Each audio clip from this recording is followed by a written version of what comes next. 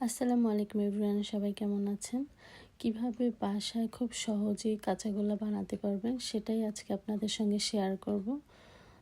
So let's go. প্রথমে দুধটাকে ছানা করে নিয়েছি।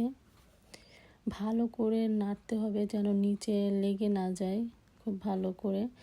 এরপর ছানা হয়ে গেলে একটা পাতলা কাপড়ে করে এটাকে ছেঁকে নিতে হবে, পানিটা ঝরিয়ে নিতে হবে। প্রায় 30 মিনিটস এভাবে রেখে দিতে হবে যেন পানি না থাকে। পানিটা সম্পূর্ণ বের হয়ে গেলে এটা এরকম হবে, দেখতে একদম টাইট হবে। এরপর এই ডোটাকে ছড়িয়ে দুইটা ভাগ করে নিব। একটা ভাগ আলাদা করে রেখে দিব, আর আর একটা ভাগ এভাবে ভালো করে মেখে নিতে হবে। প্রায় 15 to 20 মিনিটস এভাবে প্রেসার করে মেখে নিয়ে মিহি করতে হবে।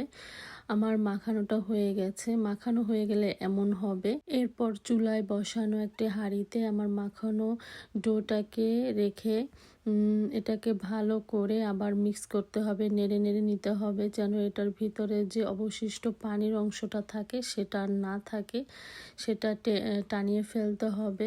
এই সময় চুলার আঁচটা মিডিয়াম থেকে একটু লো রাখতে হবে যাতে করে ডোটা পুড়ে না যায়। পানি টানবে কিন্তু পুড়ে যাবে না, নিচে লেগে যাবে না এভাবে। আর এই মিশ্রণটাতে আপনাদের পছন্দ মতো চিনি অ্যাড করবেন, যে যেভাবে খান সেভাবে। ডোটা কিন্তু একদম রেডি, একটুকু পানি থাকবে না, ঝরঝরা হয়ে যাবে। এরপর আগে থেকে রেখে দেওয়া অর্ধেক যে ছানাটা ছিল সেইটাও এইটার মধ্যে ঢেলে দিয়ে মিক্স করে নিব।